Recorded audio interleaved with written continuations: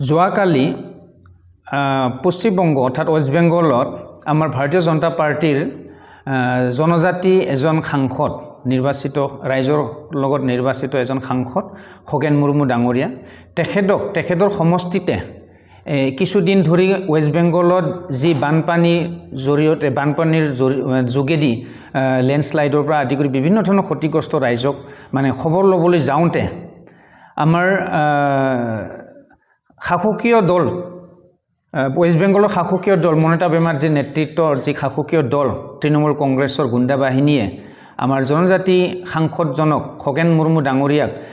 নিৰ্মমভাৱে মাৰপিট কৰি হত্যাৰ যি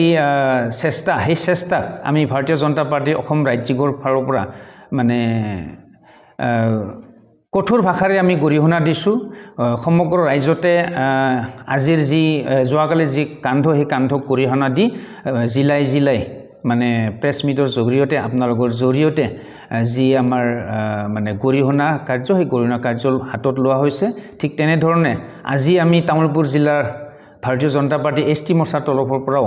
এই যি মমতা বেনাৰ্জী গুণ্ডা বাহিনীৰ যি কাৰ্য সেই কাৰ্যক আমি কঠোৰ ভাষাৰে নিন্দা দিছোঁ আৰু গৰিহণা দিছোঁ গণতান্ত্ৰিক দেশত আজিৰ দিনতো নিজৰ ৰাজ্যতে নিজৰ সমষ্টিতে ৰাইজৰ প্ৰতিনিধি হৈও গুণ্ডা বাহিনীৰ লগত মাৰপিট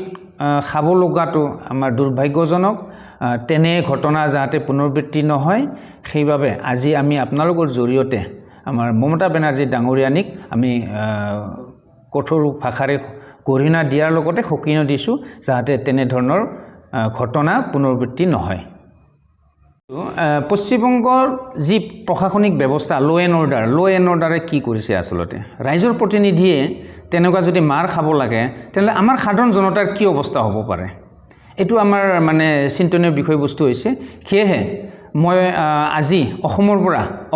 অসমৰে তামুলপুৰ জিলাৰ পৰাই মই আহ্বান জনাব বিচাৰিছোঁ পশ্চিমবংগ প্ৰশাসনক যে যি বৰ্বৰ যি কাণ্ড যি হত্যাৰ যি চেষ্টা বৰ্বৰ কাণ্ড সেই কাণ্ডৰ যি দোষী সেই দোষীসকলক যাতে